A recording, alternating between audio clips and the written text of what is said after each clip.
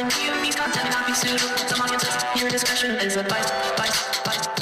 This is the American Nightmare, Cody Rhodes, and you are listening to the Wrestling POV Podcast.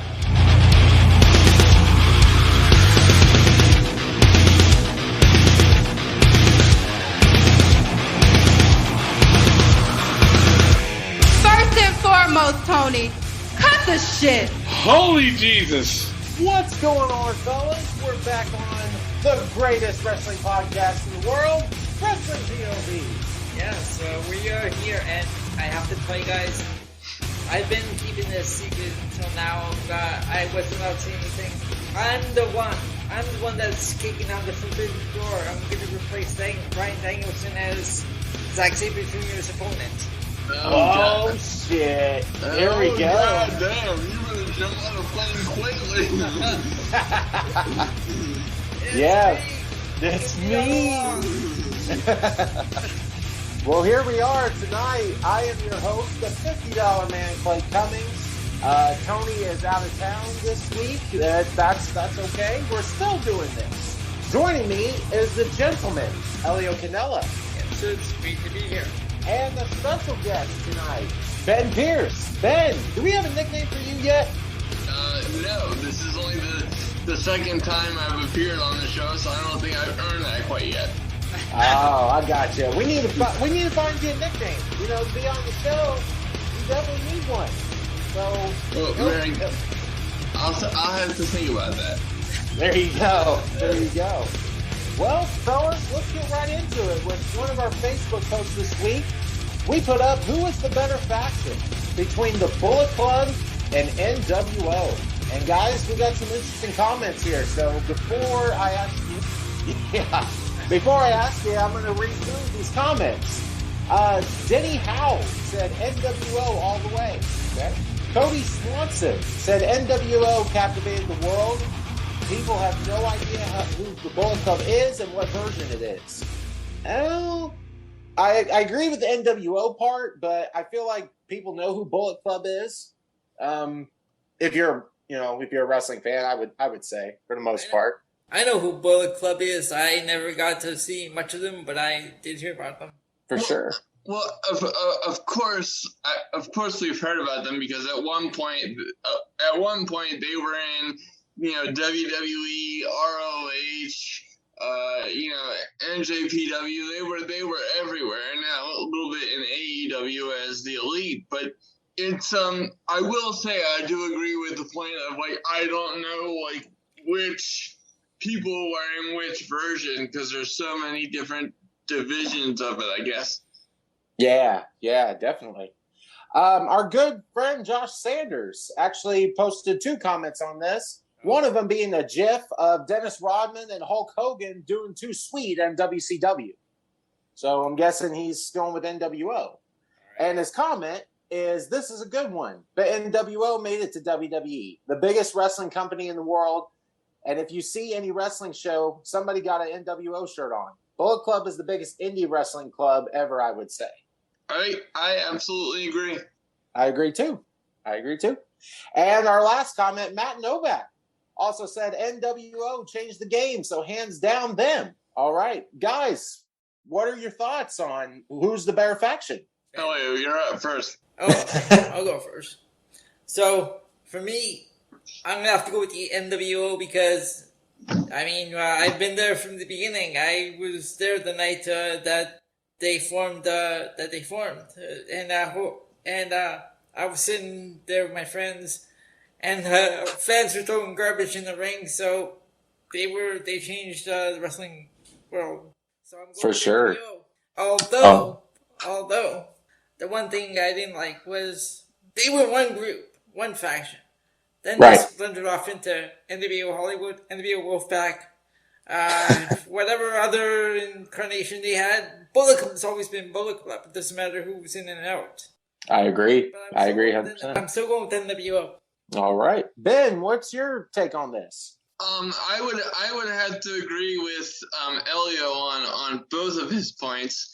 I think in terms of legacy and impact on the industry overall, NWO would just smash the argument completely. And I may have some friends of mine disagree with me because I have friends who grew up with a guy who's actually in the Bullet Club. So wow.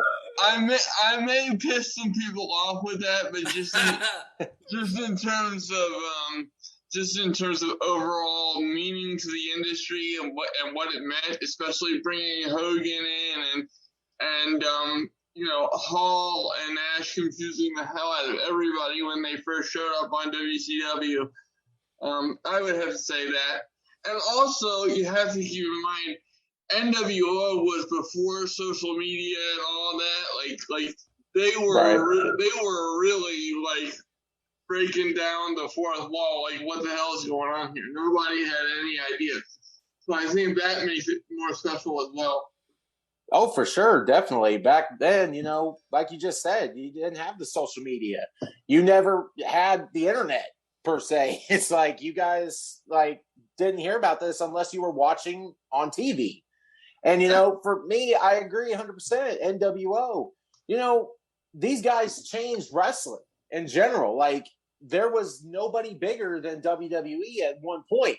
And then when WCW was coming around, and then NWO came in and captivated the whole damn wrestling world. It just that simple.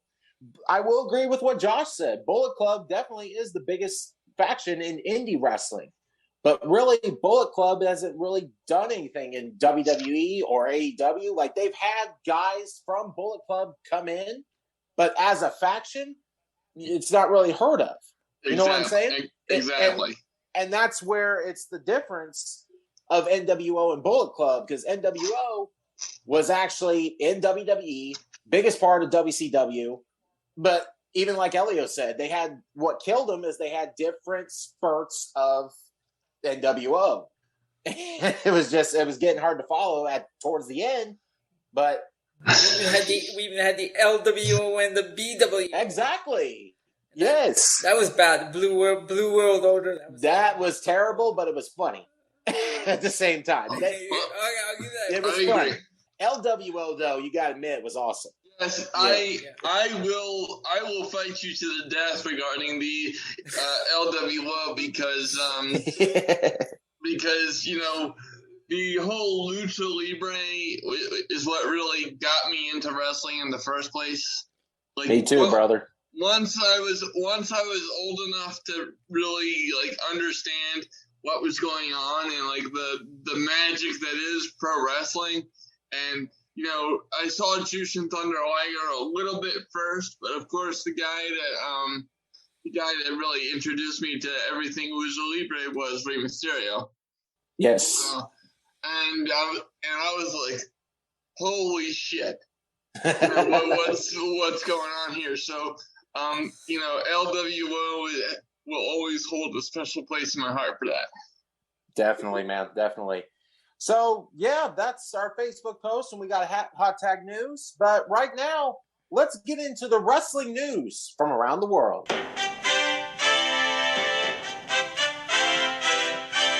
Longtime referee Tim White passes away at the age of 68.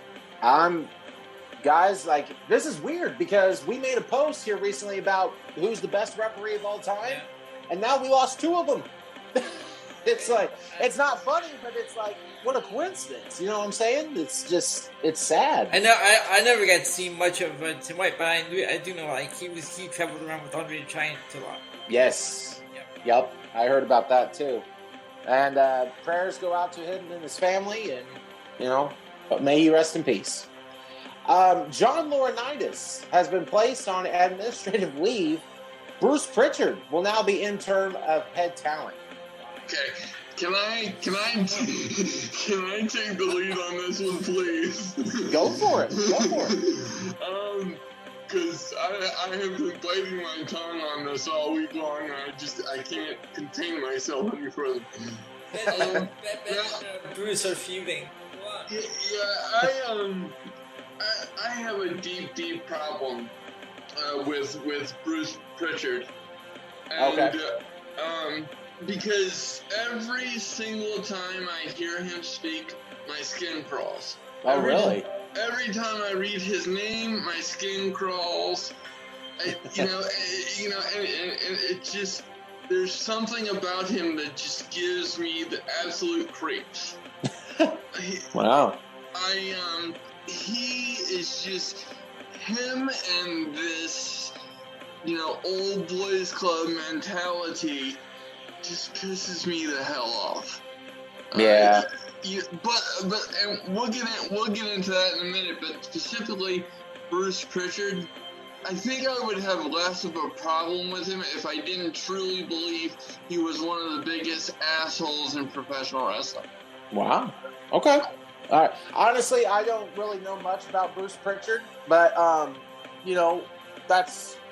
that's why you're on the show. That's your opinion. So it's great.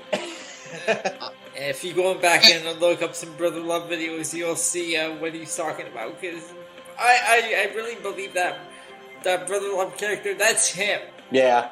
I can see that. Honestly, I agree. I can see definitely. Well, it's not just a character, and like I understand, that WWE is a business, and he's always been one of the top dogs in there, and then he recently jumped back in and kind of reclaimed the throne a little bit in terms of the power that he holds. Right. But aside from me just not liking what Bruce has to say, in different interviews and things like that, and really coming off like, this is just my opinion. Like I said, I could be completely wrong, and if something came to light where I am completely wrong, I will come on here and apologize. For sure. I have no problem. I don't know Bruce Pritchard. I've never met him.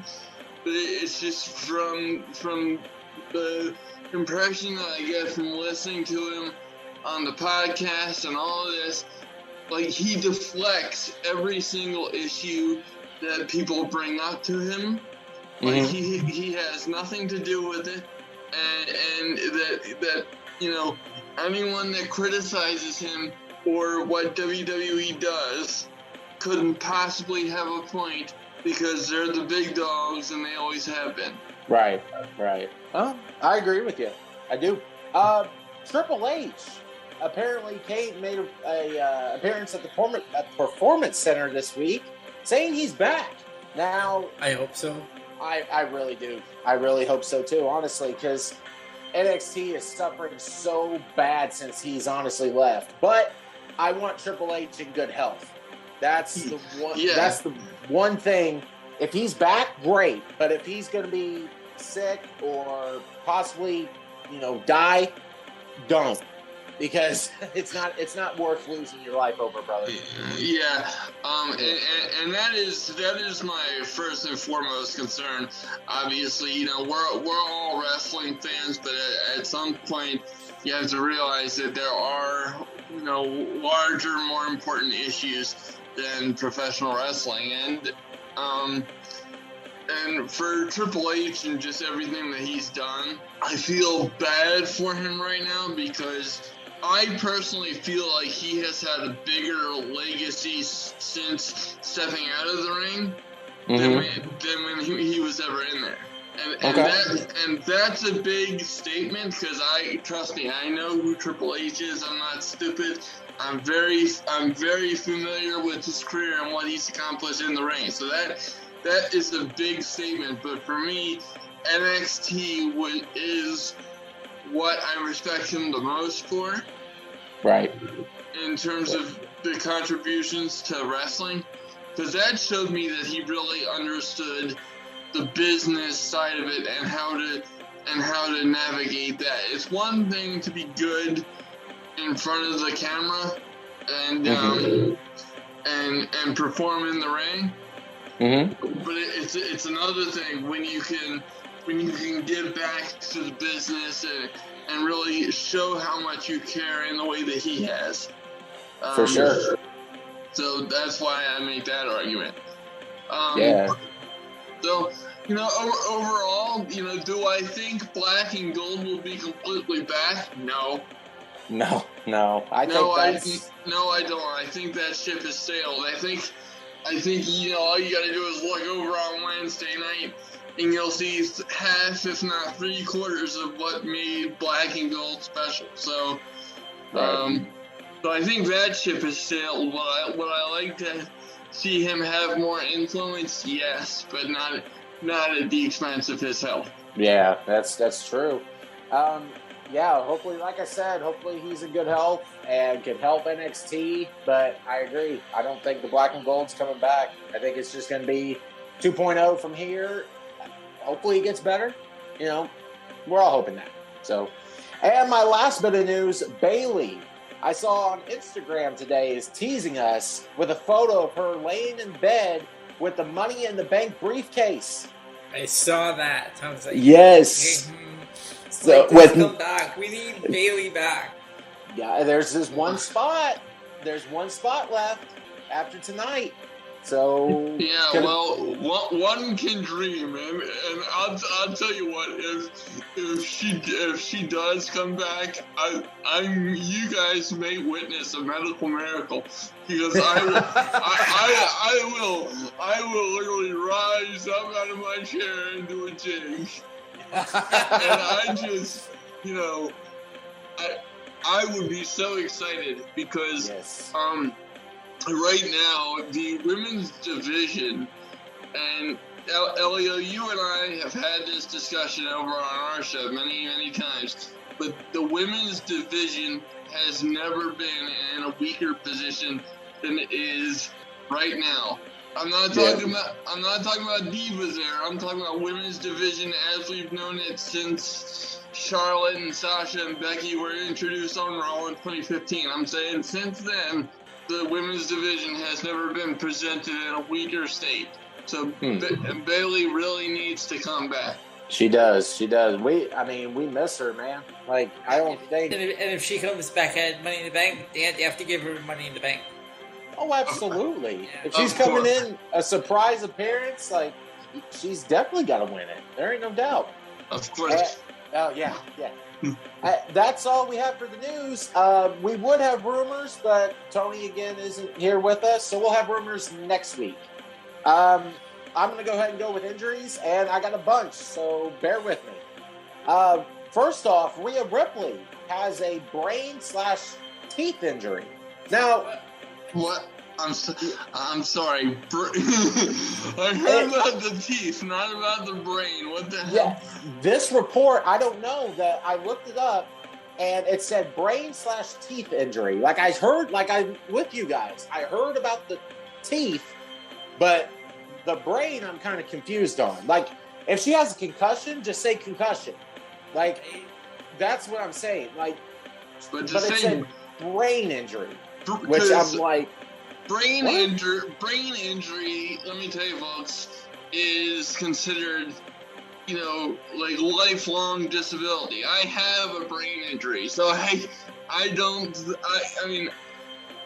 not saying that to insinuate that I'm offended or whatever, but I'm just saying brain injury is a whole different class of issue.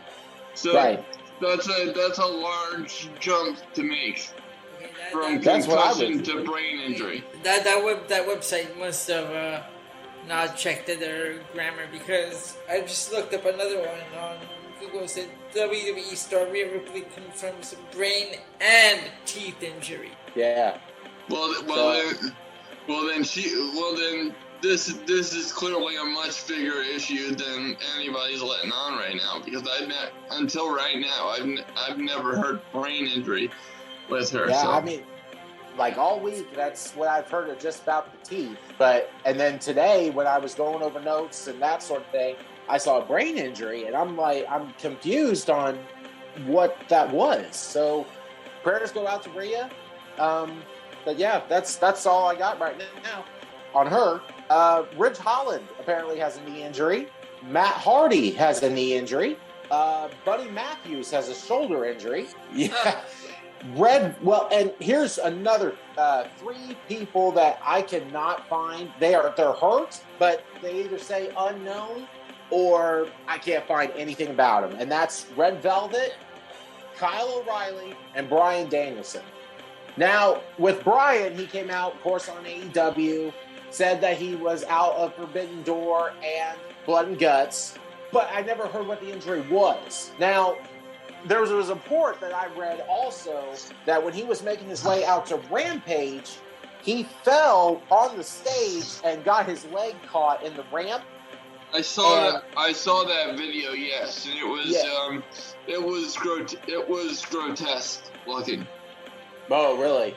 Yeah, I mean, if that had been my leg or anybody's leg for that matter, I would assume, unless you're some sort of Kurt Angle level cyborg or a Cirque du Soleil performer, you got to be screaming in pain at that point. But definitely. I was quite nervous for Bryan on that one, so. I can't speak as to the severity of his injury, but certainly if he's out of Forbidden Door and Blood and Guts, that would seem to indicate that there's something worse going on. Yes, definitely. And that's what I've heard too, and that's what I'm assuming it's a leg injury. So hopefully all these guys and girls get better. We never want them to get hurt, that sort of thing, but it is pro wrestling. This ain't ballet.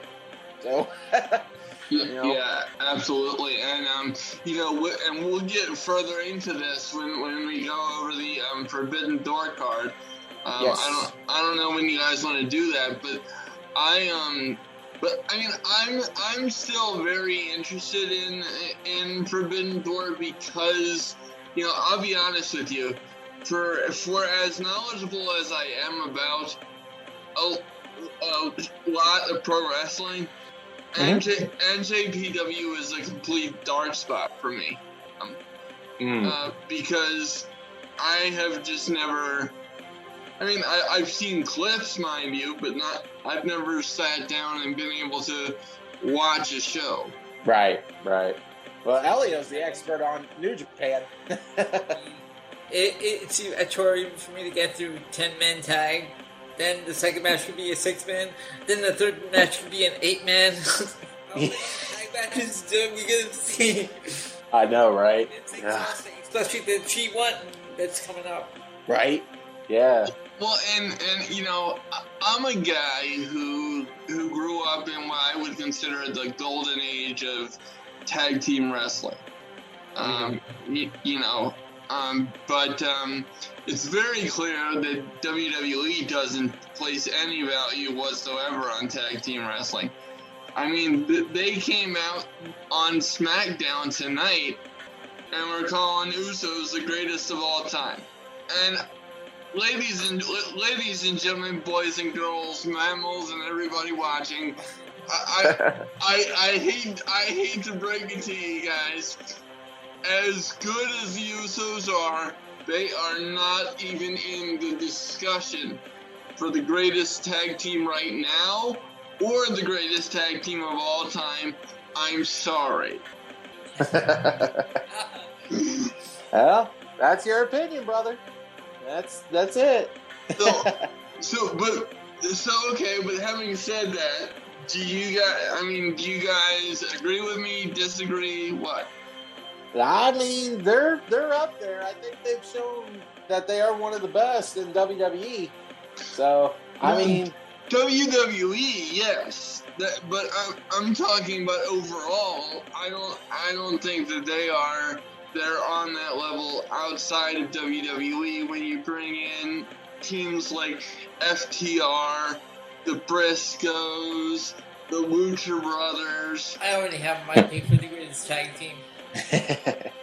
Who's that? The Road Warriors. There you go. Yes. But let's go ahead and get into our hot tag news with kind of the same subject that we're talking about right now. Is John Cena the greatest of all time? This is a question from Josh Sanders. I can't believe the numbers on this one. And that's the thing. Like, Josh commented on us, our message, and said, hey, since WWE is saying that John Cena is the greatest of all time, blah, blah, blah, who is it then, if not him? And he said, of course, it was Edge. You know how Josh is. And hold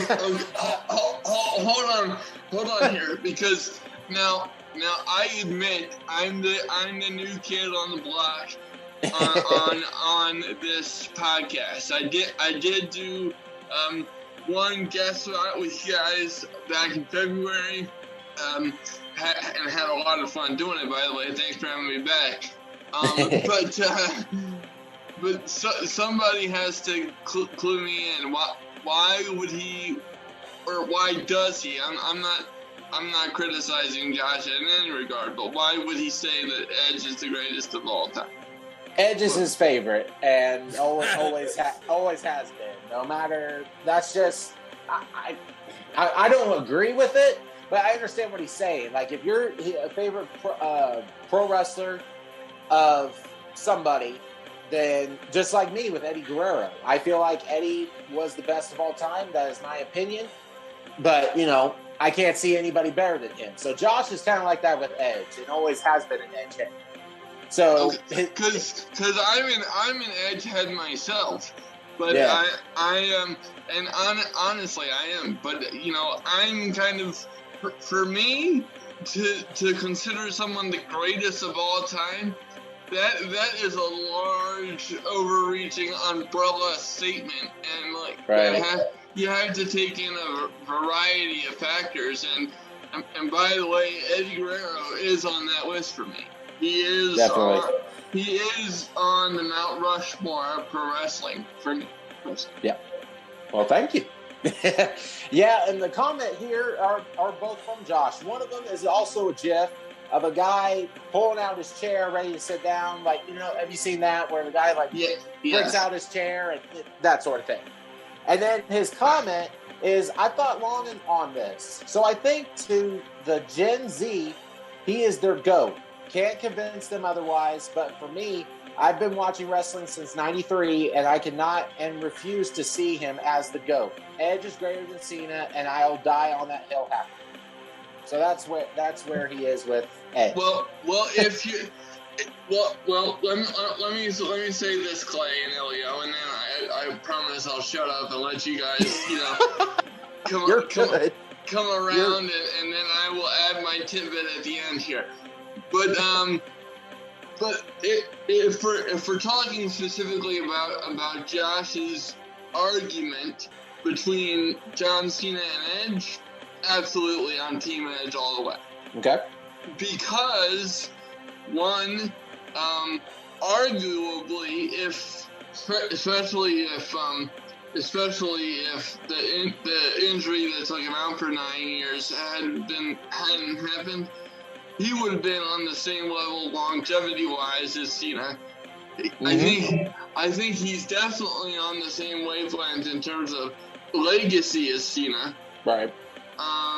Definitely, and I'm not a John Cena hater, which I'll explain in a minute. But this is just where I'm sitting. He's a much better pure wrestler than Cena is. No question about that. In my opinion. So if we're going between Edge and Cena, then Edge all the way. Now, greatest of all time for me, and I'd be fascinated to get your guys' take on the greatest of all time, especially you, Elio, because I don't think I've ever asked you that question, but believe it or not, in the 4 years that we've been working together, I'm a little bit dumbfounded by that, but I don't think I have. But I honestly think it is between Ric Flair, Shawn Michaels, Eddie Guerrero, and somebody like an Undertaker or a Bruno Sammartino, somebody like that. Okay, all right, that's not bad picks there. Really, I agree. Elio, is Cena the greatest of all time? I got a couple of other names that were already mentioned that I think are greatest of all time over John Cena. Like one I really like is Randy Orton. Mm-hmm. He's one. Absolutely. They put Edge, Eddie Guerrero. Yeah. Yeah, those are my picks. All right. Now, to answer the question, and I thought about this long and hard too. Now, is Cena one of the greatest? Yes, I will say that. Is Cena one of the better ones in this generation? Yes. Is he great for kids and WWE? Yes, he is. But no, he is not the greatest of all time. And to think that WWE would put him on a pedestal like that, I understand why. Because he is the biggest yes man in WWE history. There's not one thing that Cena's been told to do, I guarantee you, since he said no. You know, I mean, it's just, he's like the Hulk Hogan of our generation. He's there for WWE, and WWE will always love that. You know, and that's why they hype him so much. But honestly, in my opinion, Cena is not even in the top 10 in for me.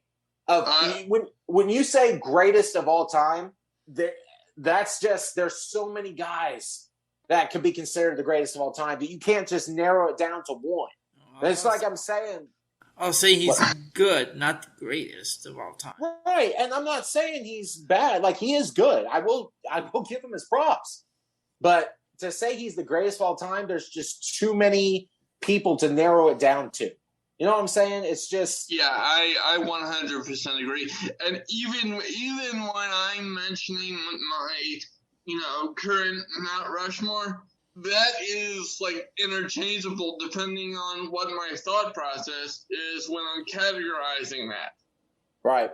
You know, like, if someone were to say, like, who's your Mount Rushmore of the last, 20 years, then, John Cena may very well be on that list in terms of legacy and impact and all of that.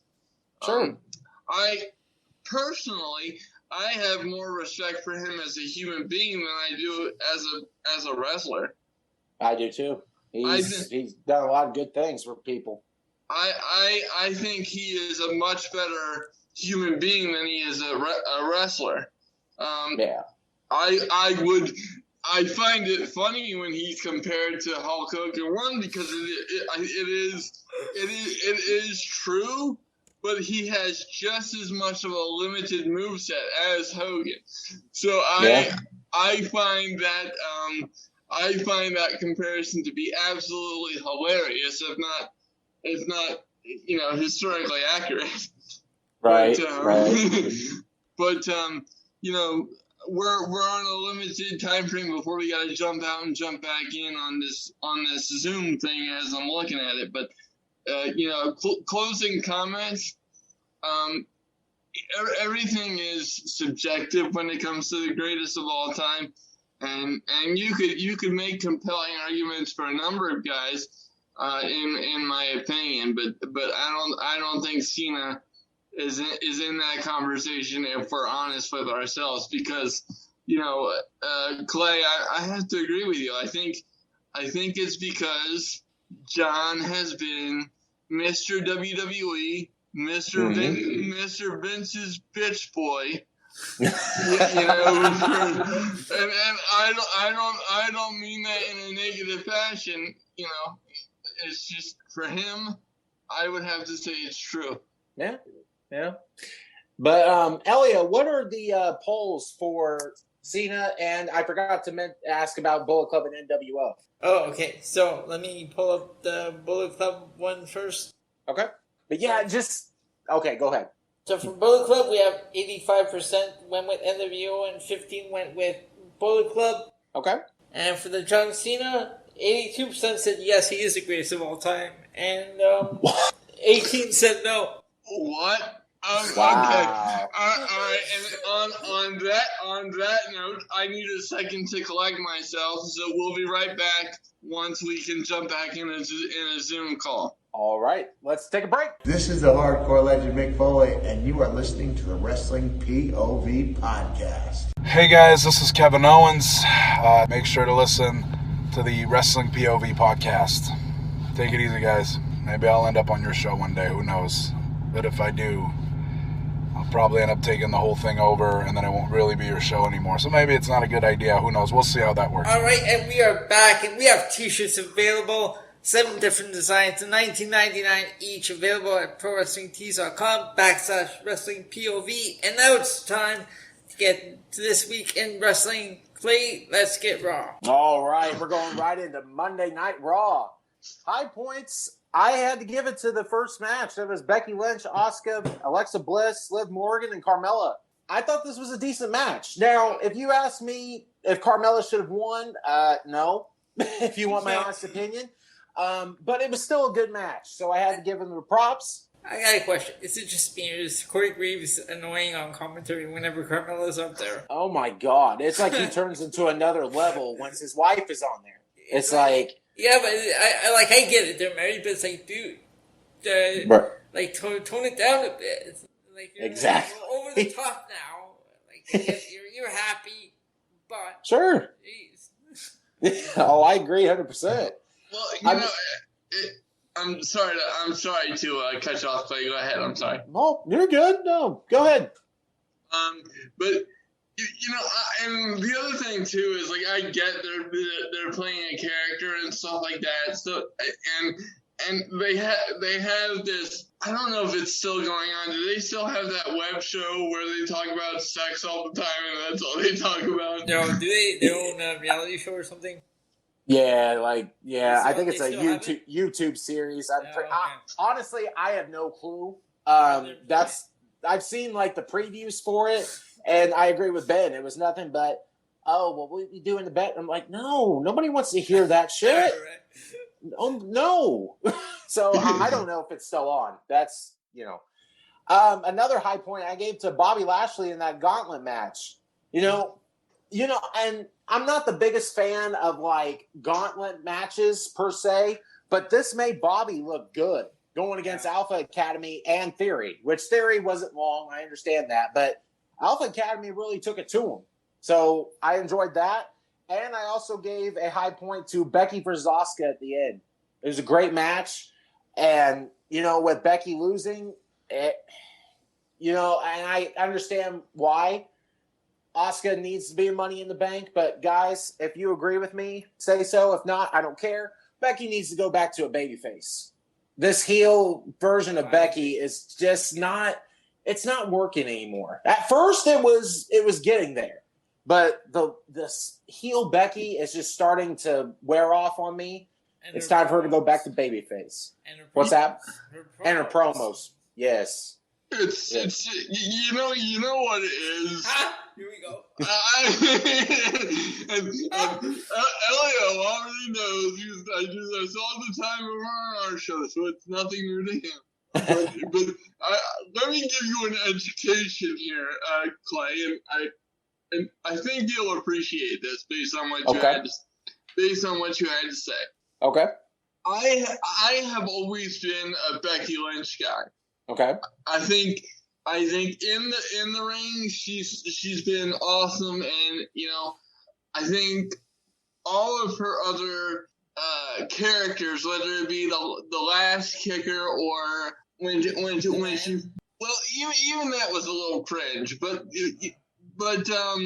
I hate that word. I can't believe I just used that word. But I think every other character of hers has had a lasting impact, and certainly after Nia Jax punched her in the face, she was a made individual in WWE. Right. But I don't know what it is, because I love Lord of the Rings. It's one of my favorite movies, but I don't want to see it reenacted in professional wrestling. Her promos are. Is this an unrated podcast, or? Yeah, go ahead. Do I have to edit myself? No. No, you don't. Her her promos are fucking ridiculous. Her promos are more ridiculous than her outfits. And, it's not, one, it's not working, but two, it's not funny, and three, it's not entertaining. And it takes away from my enjoyment of her ability in the ring. Yeah. I understand that. It really does. Because, perfect segue / comparison for, ridiculous outfits and characters, right? So, Seth Rollins, I don't feel like his ridiculous outfits or his ridiculous presentation takes away from how good he is in the ring, because it fits with the character. Mm-hmm. With her, she comes out, and Clay, my first question, without fail, is what the fuck is she wearing? That's what me and my wife Kaylee and I have asked the same question. Like the glasses, the whole outfit in general. Like I don't understand where Becky's going with her character at this point. And look, you can tell by looking at me in the camera, I am not Mr. Haberdashery. I wear backwards hats. I'm tattooed all over the place. I don't care about fashion one iota. I don't. Right. But it's just, I have never seen it overtake a character to this degree. Right. Because it's just so. The closest would be Randy Savage, but I found Randy Savage to be entertaining in his character and presentation. This version of Becky Lynch ain't getting it done. Yeah, I agree.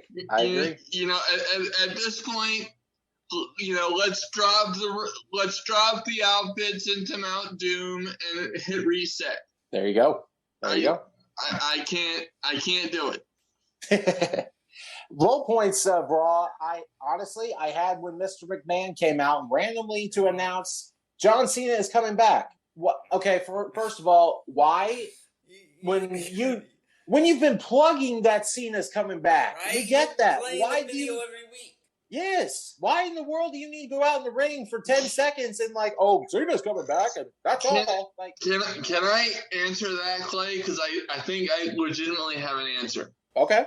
Him coming out, and I know he was talking about Cena, but just follow me on this for a second. Okay. It has nothing to do with Cena. It has nothing to do with explaining what the WWE signature is. This is a giant fuck you to everybody who is tearing into him for the allegations that he's facing. Oh, I agree 100% with you. I do. And listen, I know that this is a bigger show and your audience isn't familiar with me, so let me explain something very quickly before I and this show gets raked over the coals. I am not making light of any allegations or anything of that nature. I'm not saying that at all. If there's something significant that comes out of this investigation, I will go on my show, I'll come back on this show, and we will be having an entirely different conversation. but as of right now, and what Vince is doing on SmackDown and Raw these last, week, that's what this is. This is a giant screw you to everybody who's dogging on him. In my opinion, he just needs to stay off TV in general. Till this is all said and done, he needs to stay off the TV. That's just my opinion. Well, and honestly, Clay, that's what I would have done. Mm-hmm. And I think if he wasn't the top dog in WWE, because I personally, I don't care what makeup position Stephanie now holds. Right. As long as Vince is in the building at a WWE show, as long as he has access to a phone and is not barred from having anything to do with WWE, he is the top dog. Oh yeah, that's for sure. So I don't all of this stuff about people saying, "Oh, things are going to change. Oh, there's 5 different law firms looking into this stuff against WWE." All of that might be true, but until the day that he is removed, and I'm saying that's a big if, but that's a different conversation. But I'm just for the purposes of what we're talking about here, I'm just gonna say that as long as he has any influence in WWE whatsoever, it's not gonna change. And like, as I was starting to say, I think if he wasn't the top dog, somebody would have already said, hey, Vince, this is not a good idea. Even because I'm a big proponent in innocent until proven guilty, and I think we as a society have kind of gotten this, guilty until proven innocent mentality with a lot of different things. Right.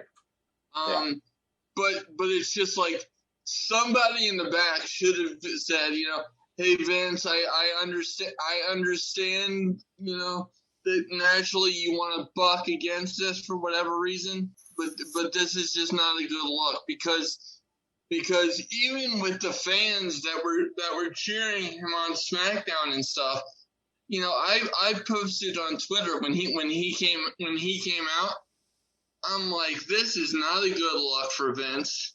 Mm-hmm. This is not a good look for the company, and it damn sure isn't a good look for the fans in whatever town they were in, because they greeted him as if he was the second coming of Christ in that building. Yeah. And from that perspective, I was like, what? Because let's, on the other side of things, let's play devil's advocate. What? And I'm not insinuating that he's guilty of anything I don't know. But let's just say, for the sake of argument, that he is guilty of something, and criminal charges will be forthcoming at the end of this investigation. Like I said, I'm not saying that's true, but I'm just, yeah. How big of freaking idiots are these people going to look like, both in the back in WWE and the fans who were cheering him and shaking his hand and all this other stuff. Right.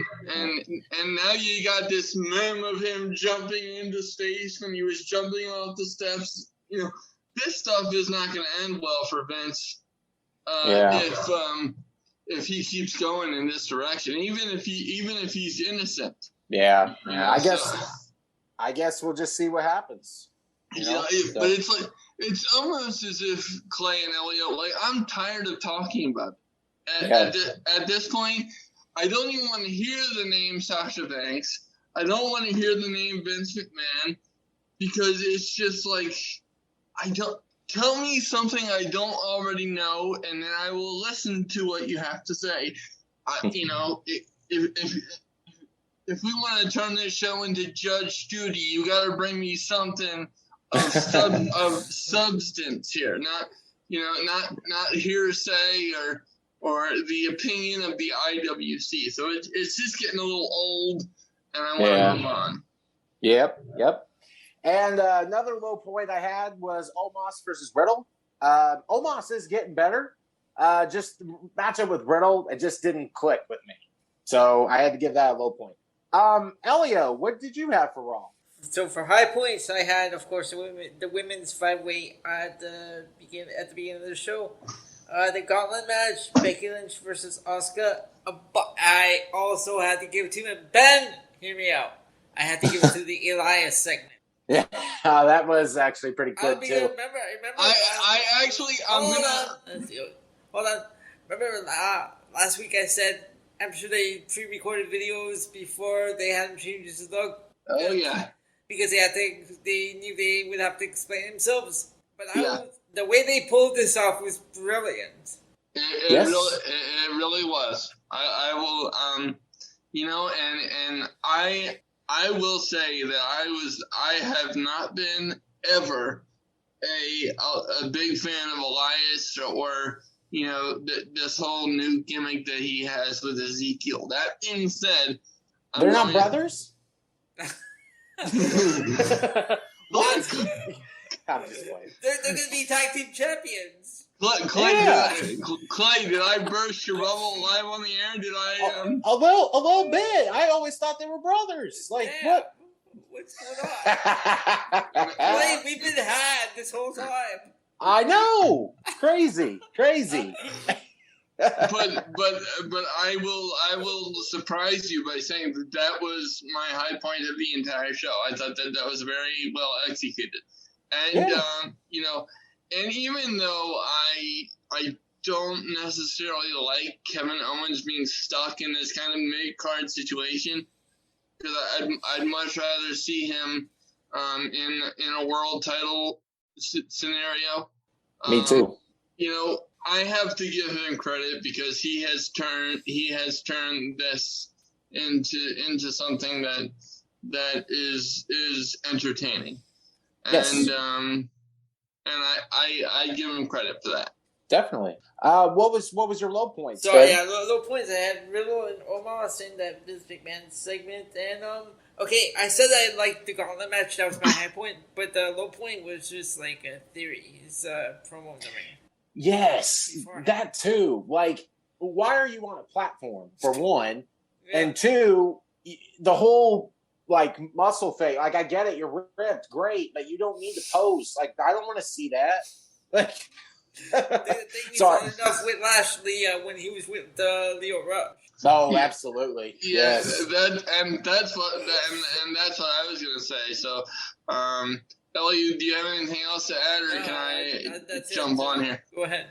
So, I would agree with a lot of what you said. High points. I would the only one that I would disagree with in terms of high points was the opening women's match. I didn't think that was a high point only because a lot of it seemed like it was on the fly, and they didn't really get their flow until like the end of the match.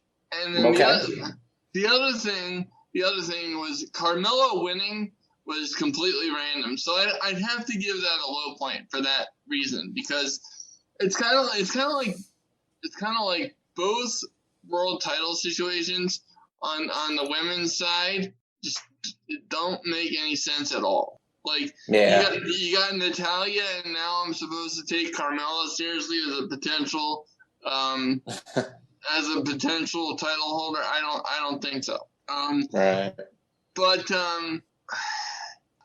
I will agree with you. High point was the gauntlet match, and low points were Vince's segment, and also the muscle posing, because now, ladies and gentlemen, I have been a wrestling fan for 30 plus years, and I'm only 34 years old. But that being said, I have always been an advocate of let's wear more clothing in the ring and leave the baby oil in the back. I don't need to see this. I didn't need to see this in the Asplex era, and I don't need to see it now. So whether it's Austin Theory, whether it's Bobby Lashley, whether it's Lex Luger, whether it's Scott Steiner, whether it's Triple H in 2003, I don't give a damn. Let's not have multiple weeks of this muscle pose countdown again. I would have to agree. Overall, I gave Raw a B this week. Elio, what'd you give it? I had to go with B as well. All right, and Ben. Okay, well, I'm gonna be the one man on the totem pole here. I gotta go with a C. Oh, damn. Okay. Wow. That's fine. We're going right into NXT, Ben's favorite show. Okay.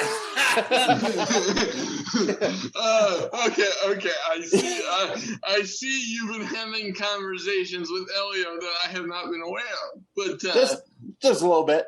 I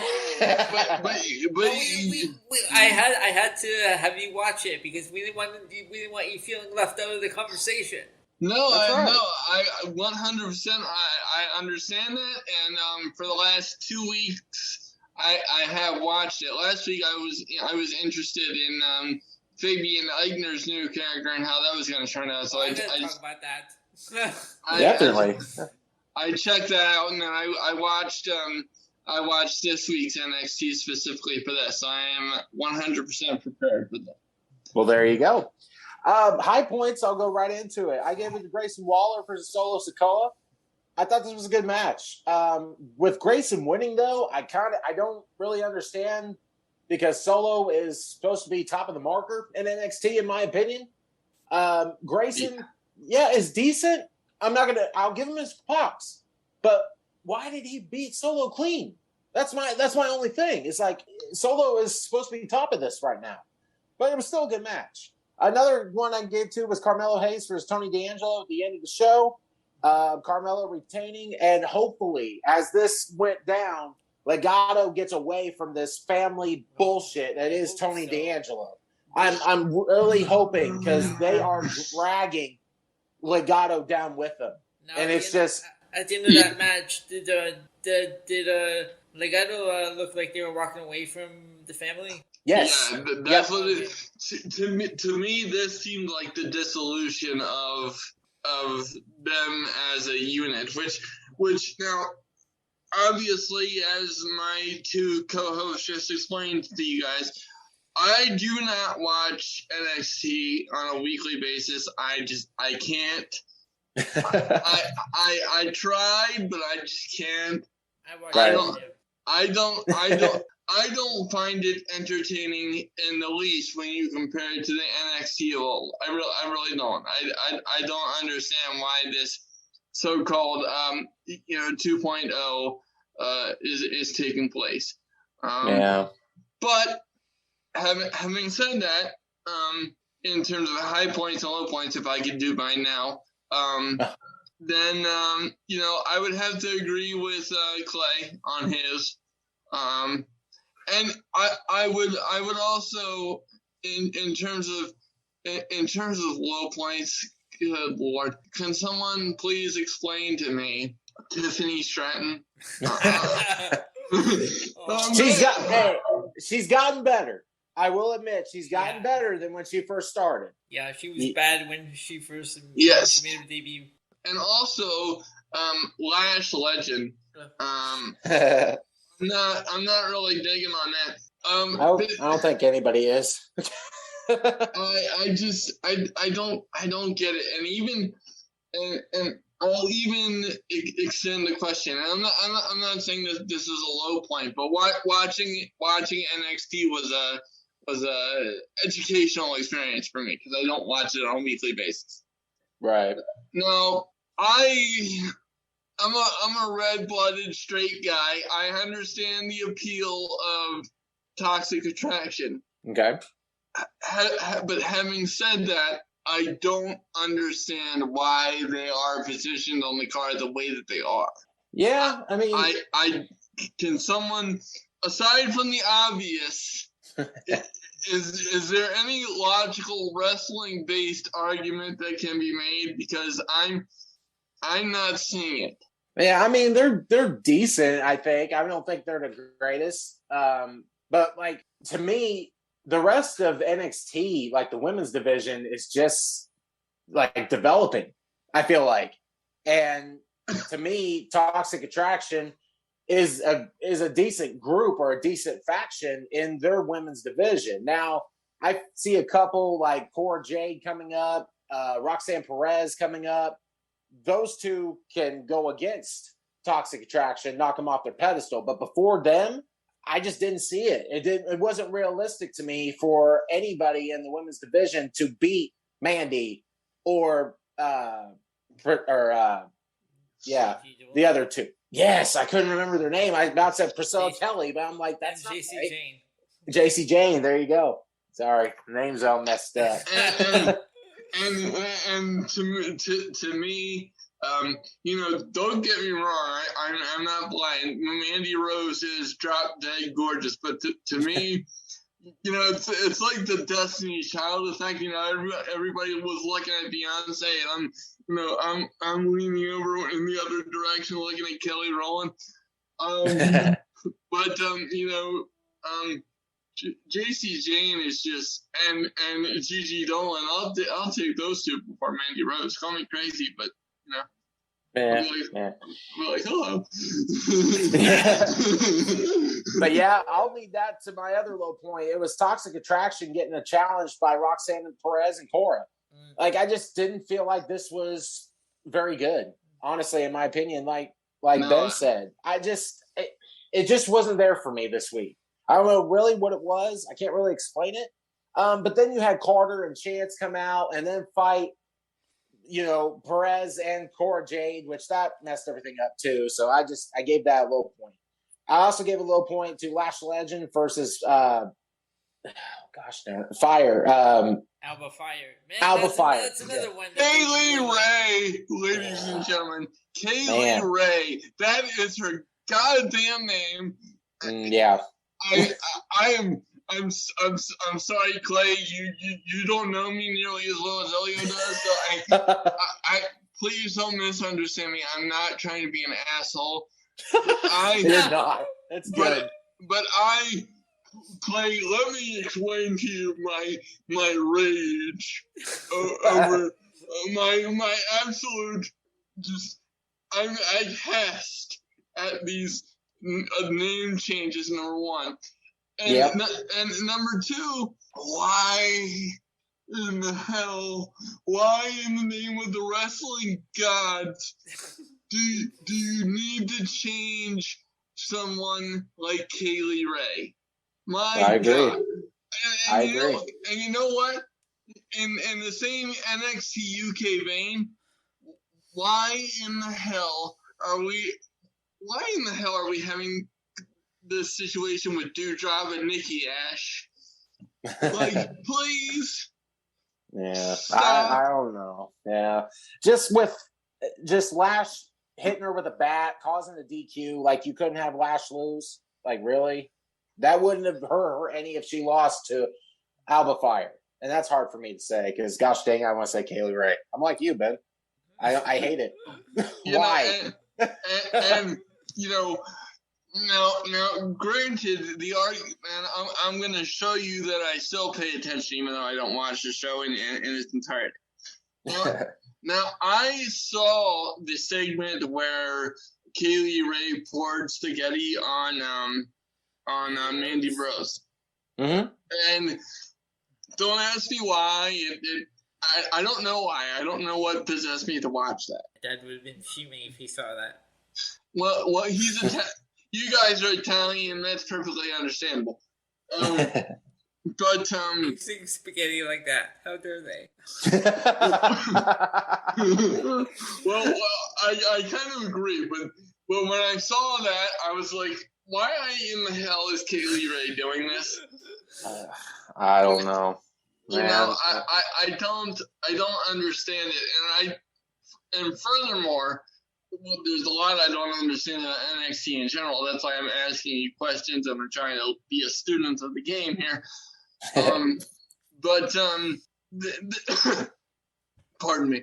But this whole thing, I just don't get it. I really don't. So it's hard for me to offer anything of substance when it comes to NXT because I'm that disconnected from it.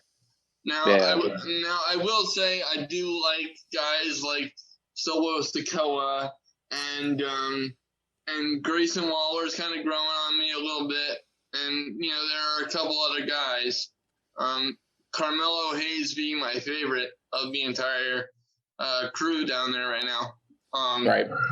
But I swear on everything that is holy, as sure as I'm wearing a blue hat right now, if they change Carmelo Hayes' name or make him a goddamn manager, I'm going to flip my lid live on a recorded show. Whether it's mine or this one, something bad is getting ready to happen. Elio, what did you have for NXT? So, I'm going to start my low points. So, pretty much the same as you. I had the Lash Legend, Alba Fire. I had the Toxic Attraction, the whole challenging for the championship belts. Mm-hmm. And, the whole Chase University backstage skits are so annoying. And yes. I don't understand them. Now, can I cut in here because I saw something hilarious and I wasn't gonna say anything, but I found it so funny. I was hearing comparisons to certain porn scenarios, and I laughed myself into a fit because that's what it looked like. This backstage segment with this girl and guy in this co-ed dorm situation. Cody, whatever the hell his name is. So it's like are we PG or are we pushing the envelope? What are we trying to accomplish here? Yeah. So I'm not trying to be immature or anything, but it's like when I see stuff like that, and I'm expecting Val Venus to pop into the picture. Yeah. I'm a little bit confused as to what NXT is trying to accomplish. Right. But did you get all your high points and low points of NXT? No. There's one more low point. Okay. Do you guys remember a while back, Jordan Devlin was brought in to work with Santos Escobar, the 2 Cruiserweight Championships. Right. Why are you changing his name? Donald or whatever his name is. When I heard you, I guess I missed the segment because then when you told me that they were changing his name, I was like, why? What was wrong with Jordan Devlin? That's a cool name. Like, I don't, if it's is it his real name? Or is that the wrestling ring name? I couldn't remember if that was his real name. If so, why even change it? What was wrong with Jordan Devlin? WWE? Seriously. Exactly. Like, these name changes are getting ridiculous. I don't know who's making the call. Getting the Clay. I think I think you're being very diplomatic, but it's just. No, actually, it is his real name. I just looked it up. Good Lord, I don't get it. I don't either. And high points. I had Solo Sikoa and Carmelo Hayes matches. Definitely. And after Giovanni Vinci. He had Johnny Nitro. They had Johnny Mundo, Johnny Illy, whatever. Now we have Johnny Winner. Right. I want to be his translator. Whenever he does his Italian promos, I want to translate. I would love that. I really would. Well, I did like his entrance when I saw it. Yeah. With the mirrors and stuff like that. I'm a little bit dubious about the character itself because I'm kind of partial to Imperium. Mm-hmm. Yeah. And I thought him and Marcel Bartel, I shall not call him Ludwig. And I speaking of that, I would also, before we run out of time, I know this is technically NXT, but I would like to file an official on-air complaint and request either that Ricochet get released or you drastically up his pay, because that situation on SmackDown tonight was absolutely ridiculous. Well, we'll go into that when we talk into SmackDown. So, all right. Overall, I gave NXT a C+ this week. Ben, what'd you give it? C-, so we're much closer together on this one. Okay. Elio, what'd you give it? I went with you. I gave it a C+ as well. All right. We're going into Dynamite, folks, with Elio. All right, so we're going to get into AEW. I'm going to start with high points. I gave it to the first match, Orange Cassidy versus Will Ospreay, and also gave that one to that Christian Cage promo. Dude, yes, I dug that. He went all MJF, like when he said, I'm not your father. I don't want to be your father. You already have a father. And he's dead. When he went there, I'm like, oh, that's MJF level. That really is. Like, there's a fine line with that kind of stuff, and Christian just barely got that fine line. But you can honestly, to me, you can tell that his mom and sister were kind of playing around with that last week, because it was kind of like to me, it felt like they kept back from smiling.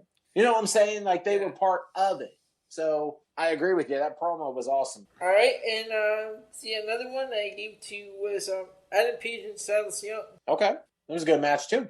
So for low points, Tony Storm and Marina Shafir. Ugh. That was bad. Yes, that was very bad. Can I ask you a question of you guys, because I'm legitimately curious. Mm-hmm. Why do you think that Marina is being put in the ring with such high caliber talent on the air? Yeah, I'm not real sure, honestly. Just it's one thing. It's one thing for them to work with her, and try to get her to be better.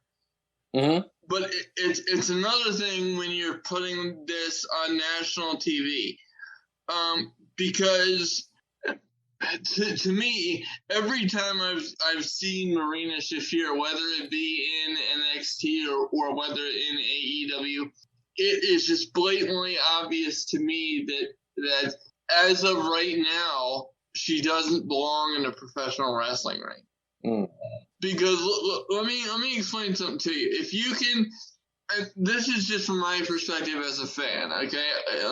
I have nothing against Marina Shafir. I don't know her. There's nothing for me to criticize outside of what I'm looking at. But for me, it's just like, you are making me not care about a match that Thunder Rosa is in. You're making me not care about a match that Tony Storm is in. Mm-hmm. And I didn't think that was possible. Right. But more than anything, it makes me feel legitimately bad for Marina as a person, because yes, this is how a lower end professional wrestler gets better. You put him in the ring with higher up talent, but she is constantly getting exposed. Mm-hmm. I mean, this, and to me, when it's over and over and over again, and you're still putting her in the ring on TV, and I stress on TV, because it makes sense why, like I said, it makes sense why Tony Storm or Thunder Rosa would try to help her out, but it's just it's not helping them, and it's not helping their women's division, because even with the names that they have now, whether it's Tony Storm or now Athena, which by the way is fucking awesome, the women's division is still by far the weakest division in AEW, and it's just I don't understand why Marina Shafir is in there. And then I'll even take it back a few weeks further. They put her in a championship match against Thunder Rosa, and I'm thinking to myself, why? And so I'm looking it up, and I'm trying to figure this out, and I'm like, okay, well, apparently they're doing it because of Dark, and they're bringing wins over from Dark. And I'll be honest with you, Clay, just like I don't watch NXT, I don't watch Dark, I don't watch Elevation. I know, crucify me at the at the altar of the wrestling gods. I have a wrestling podcast, and I don't watch. I can't watch those two. No, we don't watch them either.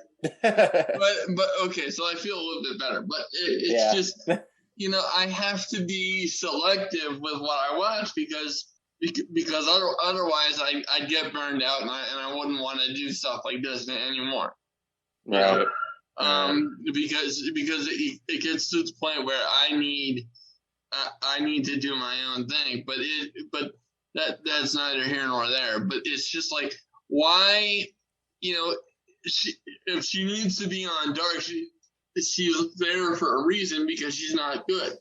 So why are we putting her in a world title situation? That only makes your entire division look like idiots, or whoever's booking it. I would assume it's Tony Khan. Yeah. Look like a freaking idiot. I mean, who in their right mind would put Marina Shafir in a situation where it's Thunder Rosa, where it's Toni Storm? These are world-class wrestlers, and Marina Shafir looks like a fan who stepped over the barricade and won a contest to wrestle for a title. That's how stupid this looks. Yeah, I agree. Elio, is that all you had for AEW? Those are all I have. So overall, I gave this a C. Okay. Yeah, high points were the same as yours. It was Orange Cassidy and Roppongi Vice versus Will Ospreay and his group. It was a good match. They call it Aussie Open is a tennis tournament. yeah, I don't get that either. I really don't. I heard that too. I called it a golf tournament last week on our last show. But it's just, now granted, I'm not familiar with NJPW, so that's why I'm so interested to get Forbidden Door, because this is like my first opportunity to really take a look at it. For sure. And as I understand it, we'll be talking about Forbidden Door a little bit later on as well. But I would have to agree with you guys. I think for a go home show, this was not it. Yeah. Outside of the main event for the IWGP Championship being announced, which let me be completely honest, that in and of itself should be considered a high point, that match announcement, because holy fuck, that's amazing.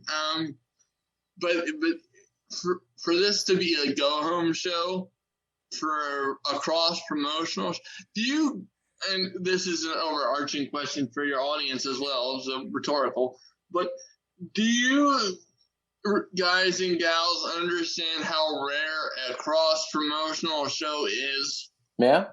I mean, not unheard of very often. And granted, we were talking about it, like injuries really did take a toll on this card, and I think it's going to hurt it.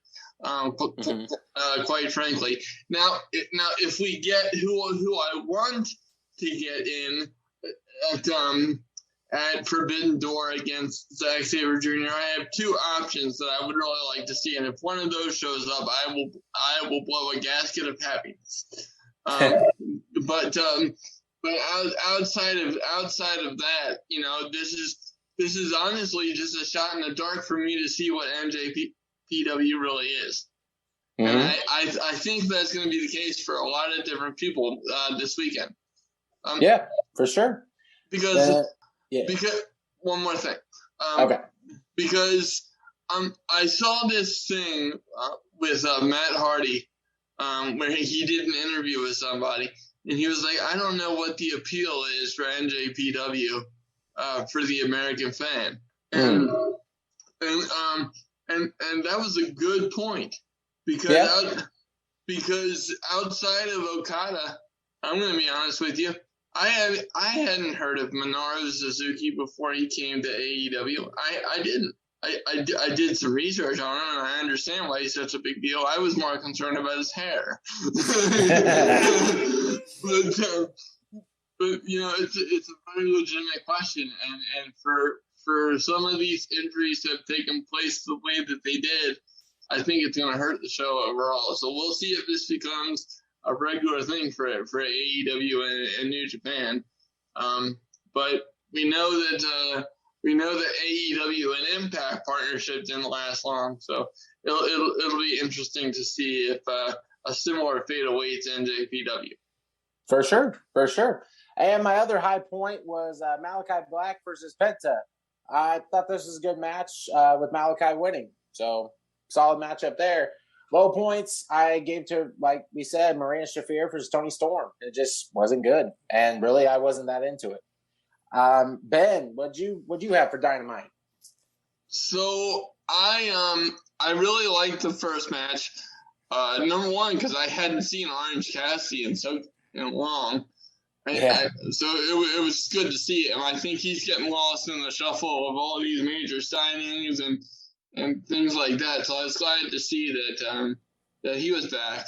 He's one of those talents that it took a minute for him to grow on me because I really didn't get the hands in the pockets thing. But I didn't either. But there was that, and then I would also give it to Penta and Malachi. I will say I was a little bit confused because I had heard prior to this match taking place that Penta cannot participate in the Forbidden Door card. So oh really? I was a little okay. Well, that's the case. Why is he on the go home show? Give that to another person. But having said that, the match was fine. I would disagree with Elio because one of my low points was Adam Page and Silas Young.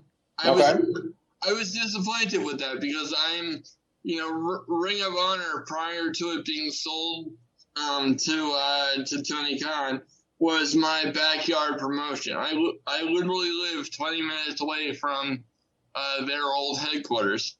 Oh wow! So it's my backyard promotion, and I have always been partial to Silas Young, and I didn't think that this was a good showing for him. Okay. Partially because of the time given, but there were other things too. Right. And then the obviously Marina Shafir, my God, we all need help with that one. Yeah. And then the Jericho Appreciation Society. Oh God. Oh. Yeah. Go ahead. I understand that they're trying to set up Blood and Guts, and I'm not really sure how Forbidden Door and Blood and Guts ended up so close together because I kind of feel like Forbidden Door is being overshadowed a little bit. Mm-hmm. So I disagree with that. But I'm a Chris Jericho guy, and I'm bothered by the fact that I despise the Jericho Appreciation Society as much as I do. Mm-hmm. But I really don't like it. I don't either. Every time they show up, it's like, oh, bathroom break, because I don't care, right? And I don't see a larger audience in Japan caring either. No. And I don't even know if any of them are on the card. I don't think they are, but even Blood and Guts. Why would anybody care about the JAS? I don't. It's a terrible group. Are you talking about you don't know if they're on the Forbidden Door card? Right. I don't know. They are, actually. They're in a 6-man tag match. Oh, okay. Once again... Here's the tie-in. The winning team receives the man advantage for Blood and Guts. Oh, God. But to me, Forbidden Door should be treated as such a bigger deal than Blood and Guts because Forbidden Door, forgive me if I'm repeating myself this evening, but I'm just I'm a little bit confused and peeved. Is not Forbidden Doors a much bigger deal than Blood and Guts, given the fact that it's a cross-promotional show? No, I would agree 100% there. I'm just really glad you brought up JAS because that gave me a reason to put Chris Jericho in the book. Oh. You know why? For? Calling himself the Wizard. I'm sick and tired of hearing it. So I'm done hearing it. Chris, it's not getting over at all. So quit calling yourself that. So Chris Jericho's Wizard, you just made the book. I'm done. Absolutely. I'm done hearing it. and you know who else makes the book for me since we're on to that topic? Okay. Can we please for this help me? Can we put Marina in the books? I mean, we can. Sure. I can't understand it. And also, but no, you know what? You know what? Fuck that. Keep Marina out of the book. But I got something so much better.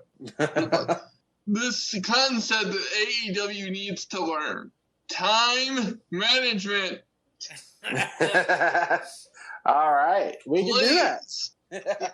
Oh my God! You know, it's just because that's a major concern that I have, especially for the pay-per-view. I mean, if they can't even time out their TV shows properly, and there's a lot that AEW does that I like, and then sat here saying or Marina Shafir come out and I get all pissed off, but it's just the time management is a massive issue.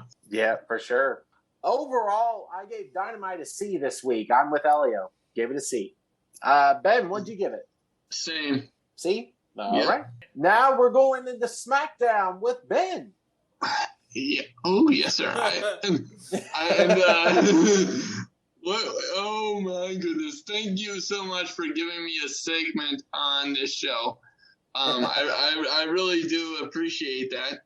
I don't know where my SmackDown review went in my notes, but I'm pulling it up right now. My apologies. But the only real high point that I had was Sami Zayn versus Shinsuke. Definitely. Good match. I thought that was very, very, very good. I understand why they have Sami Zayn in the position that he's in. Right. Kind of like the Weasel character. But I would like to see him in a more serious role because this guy is a world-class professional wrestler. Yes. And to me, it's bordering on Drew Gulak being Charlotte Flair's bitch. What they're doing with Sami Zayn and the Bloodline. First of all, it makes absolutely no sense whatsoever, but the match was good. Yeah. Low points. Low points. and once again, thank you so much for this, for giving me a segment, because now I can draw attention to this. Why are the women's qualifying matches 2 minutes long? Yeah, I agree. Because number one, it cheapens the impact of the Money in the Bank ladder match, which is one of my favorite concepts in WWE history. Mm-hmm. And number two, it does absolutely nothing for your women's division, which I brought up earlier. And I don't know who's in charge of making the release phone calls now that Johnny Laurinaitis is as good as gone in WWE. But I guarantee you that some of these women that we saw tonight in these qualifying matches are going to be getting phone calls, and it's as in you have been relieved of your WWE duties. You are now on the unemployment line. And that is a blessing in disguise for these women if this is how they're going to be presented. I don't somebody needs to explain this to me. The other low point that I had was speaking of the women, Ronda Rousey and Natalya cosplaying as Ronda Rousey. That was bad. Stop it. Please. Yeah, listen to Ben. Stop it. Right. And and I'll give this next one a high point and a low point at the same time, and then I'll open the floor for thoughts. A high point in the Viking Raiders return. But a low point in the fact that they looked like Ronda Rousey with the eye makeup. Yeah. What in the goddamn Jesus Christ? Sorry. Feel free to edit that out. My bad. But what are we doing here? It's a little mything to me, I guess you could say. But the ultimate insult of low points, Gunther versus Ricochet. Mm-hmm. Now let me make this clear. I understand like Walter, I shall not call him Gunther, is being presented the way he is, and I love that. Right. And by the way, his physical transformation since coming over from UK, I was a little bit concerned for his well-being at first because I thought he was sick, but then I realized that he was getting himself into shape. So all credit to him for doing that. That he looks fantastic. But can somebody explain to me why a world-class athlete like Ricochet is being treated the way he is? Yeah, I really don't get it either, because Ricochet is a hell of a talent. I don't understand where they're really going with him, or if they even know where they're going with him. So I'm with you. I wish he got a better spot. I'm just so frustrated, and like I do hope that Walter does something with the Intercontinental title, because I'll be honest with you, Clay and Elio, you already know this because we've been working together for so long. But the Intercontinental title is my favorite title of all time. Mm-hmm. To see it in its current state is physically and emotionally painful. I don't really understand what they're doing with their secondary titles. But that's been the case for the last decade. And other than that, I have absolutely no other high point that I can give you. Okay. Because maybe someone else can offer you a high point, ladies and gentlemen, but I'm just not seeing it. So, Elio, did you already give yours? No, pretty much have the same thing, but I have a question. Okay, so the opening segment, was it that if Drew and Sheamus won, they'd be in Money in the Bank, and if the Usos won, they would be in there? No. Or is it just, or it's just Drew and Sheamus? Yeah. Okay, because I was like, okay, if they're gonna do this is just weird, right? They already have their tag team match at the pay-per-view. Right. That was so confusing anyway. There's that's getting on my nerve. Right. What's that? I'm thinking about the book. Angelo Dawkins is doing this again. Right. Yeah. Yes. Man, I mean, I don't know. It's crazy. It really is. Basically, those are my little points on Sheamus Benz and that whole dance challenge or whatever. With Shanky. Although I did agree with Xavier Woods when he was saying, who wants to see this match again? Nobody. Just like, we don't want to see the same match again and again and again. I'm like, no, you're right. He's got a very valid point there. Definitely. Second development went off on Adam Pearce about the women's division. Right? Yeah, that too. Yeah, but can I stick up for my fellow Pierce for a second? Yeah. Because he spells his name the same way I do, and it's not the most common way of spelling the name. So I have a soft spot for Adam Pearce. Plus, ladies and gentlemen, he was a badass wrestler in his day. If you're not aware, he really was. But they made Adam Pearce look like a idiot tonight. So let me get this straight, just to illustrate for our listeners. Ben, go take care of business.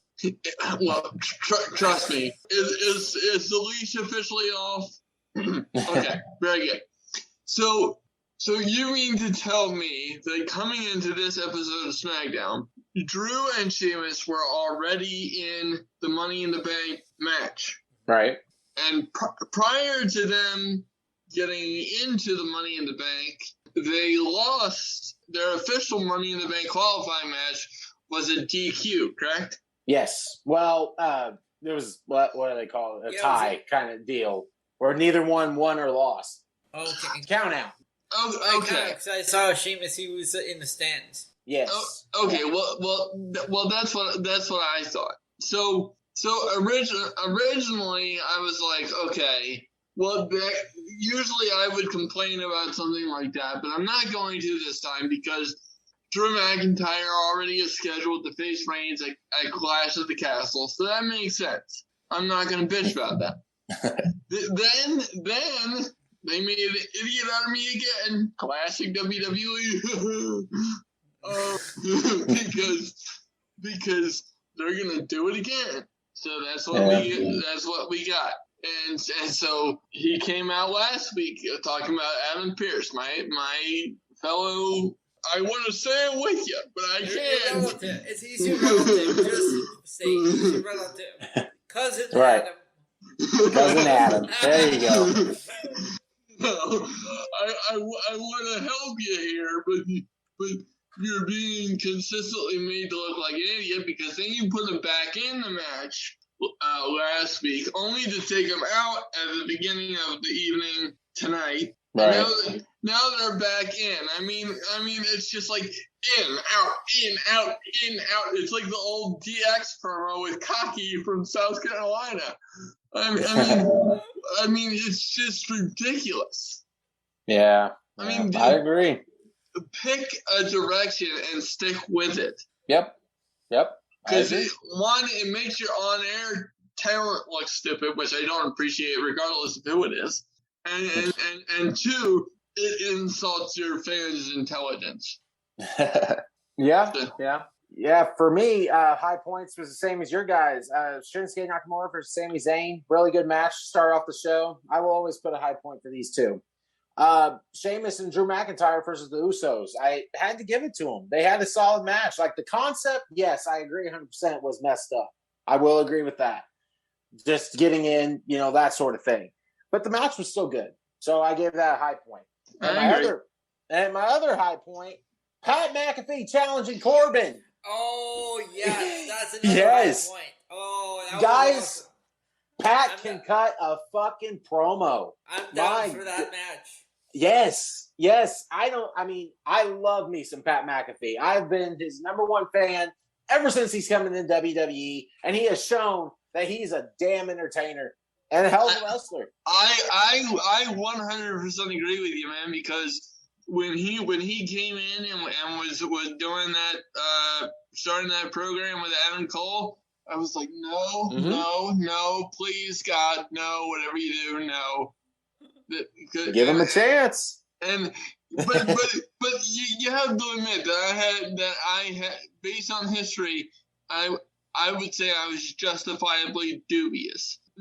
Understandable. Not just because of Pat McAfee, but I'm talking about celebrity involvement in WWE. Absolutely. I agree 100%. But having said that, Pat McAfee is consistently one of the best parts of my wrestling week. For sure, man. He's awesome.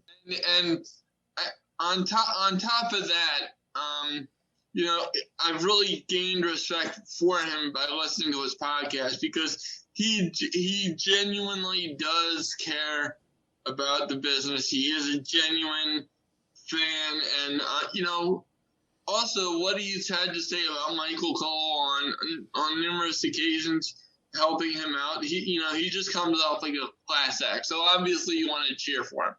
Absolutely.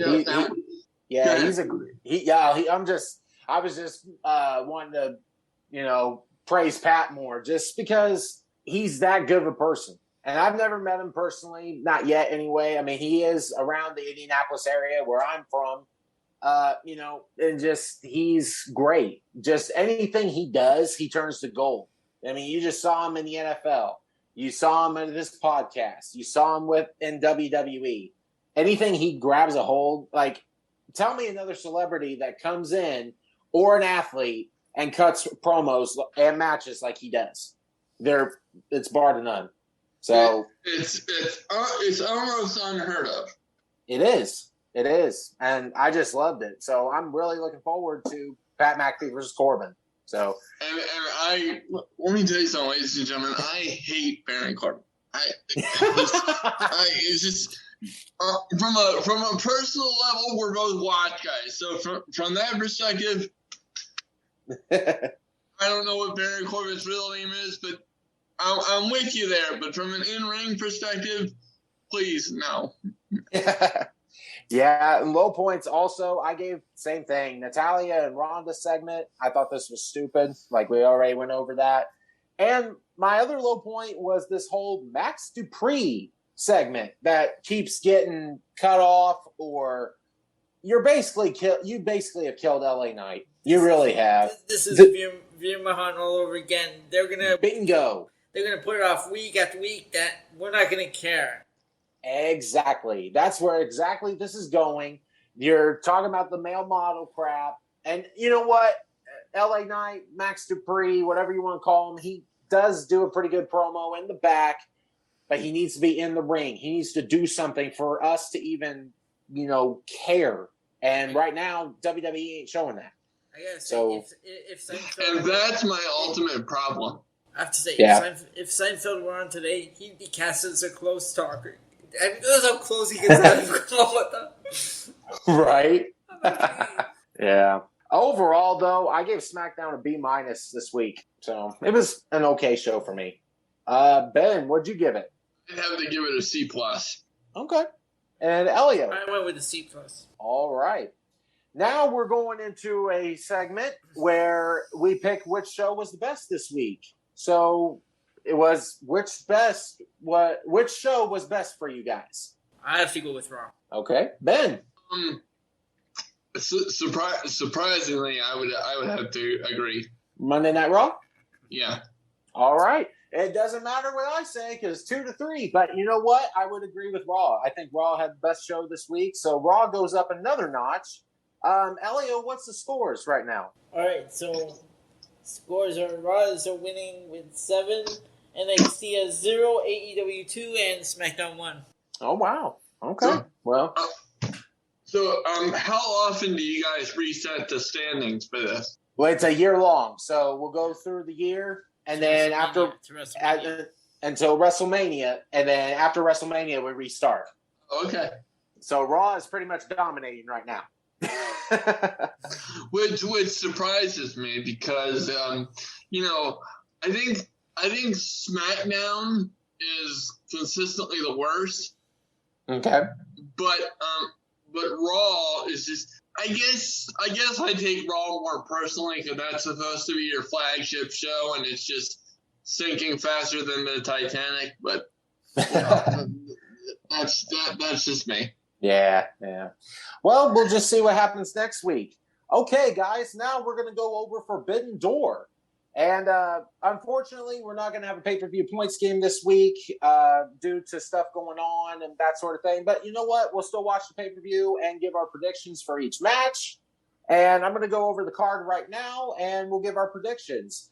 And do not shoot the messenger because this is not an order of matches. This is just what I have on my list right now. And bear with me. I may botch some of these names from New Japan. I'm sorry. I'm here. Yeah, thank you. I was kind of hoping you said that. All right, we got FTR versus United Empire versus Roppongi Vice for the ROH and IWGP Tag Team Championships. Elio, who do you got in this match? I've got FTR. I'm with you. I'm going FTR. Ben, what about you? It's a clean sweep, FTR. All right. We also got the Young Bucks, El Phantasmo, and Hikuleo, I hope I said that right, versus Sting, Darby Allin, Shingo Takagi, and Hiromu Takahashi. What Elio said. Ben, who do you got in this match? I would have to give it to the Young Bucks, especially since they just won a title. And quite frankly, I'm very unfamiliar with everybody on the NJPW side outside of Hikuleo because I know he's the son of Haku. Okay. All right. Elio, who do you got? Yeah, I've got Bullet Club. I gotta say, I'm looking at the other tag team names. Did you see what? Are you seeing what Darby Allin and Sting are calling themselves? I knew they had a certain name, but I forget what it was. Dudes with attitudes. Are you fucking serious? It's a off of Shawn Michaels and Diesel when they were calling themselves two dudes with attitude. Oh my lord. What? Oh, that is so bad. That is. My goodness. I might have to remove myself for the rest of the show just as a protest. Good.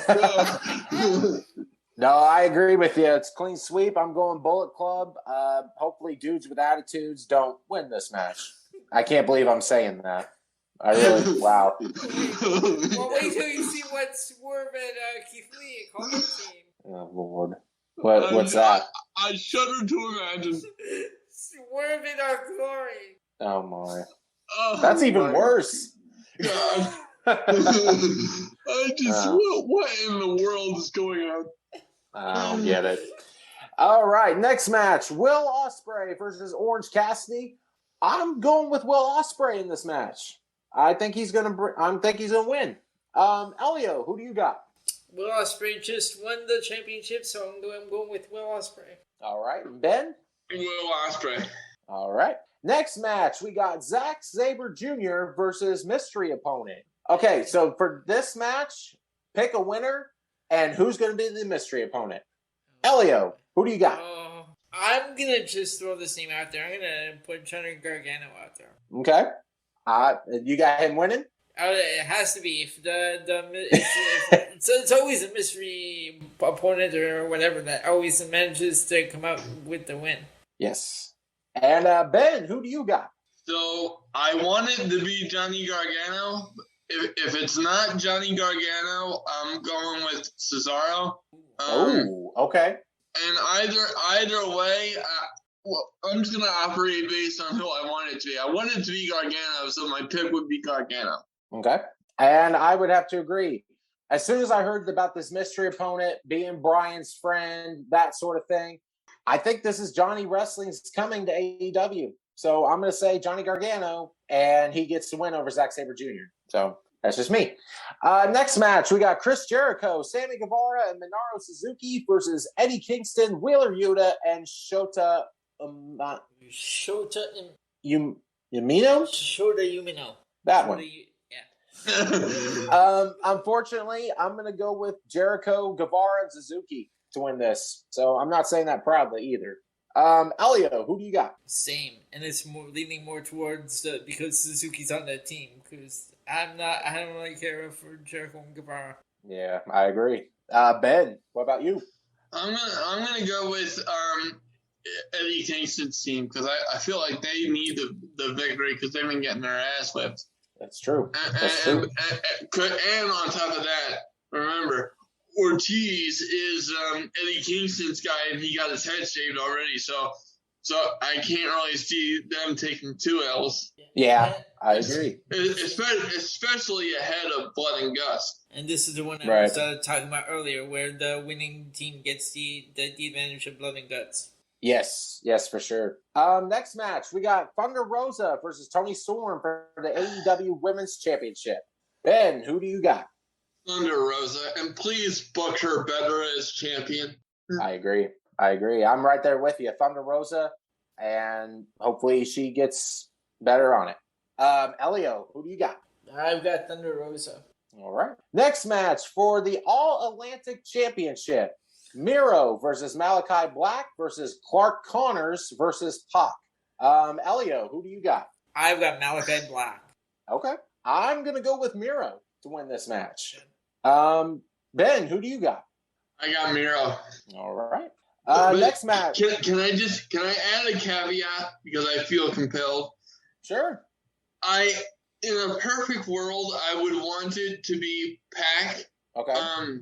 But because of his inconsistent appearances due to his traveling issues, I think it's got to be Miro, given how he's returned and how he needs momentum.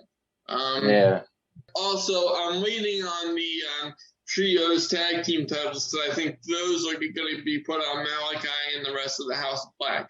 So I'm picking Miro to take this new title. All right. Next match for the IWGP World Championship.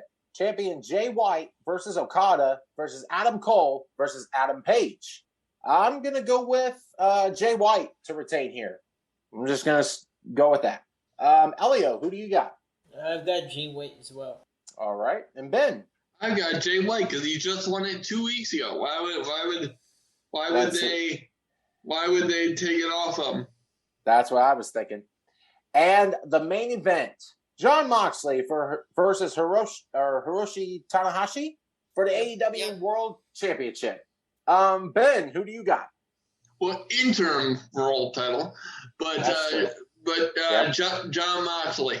All right, Elio. I got Jon Moxley as well. I'm agreeing with both you guys, Jon Moxley, and have to go with against Punk when he does return, and keep honestly the AEW World Championship in AEW.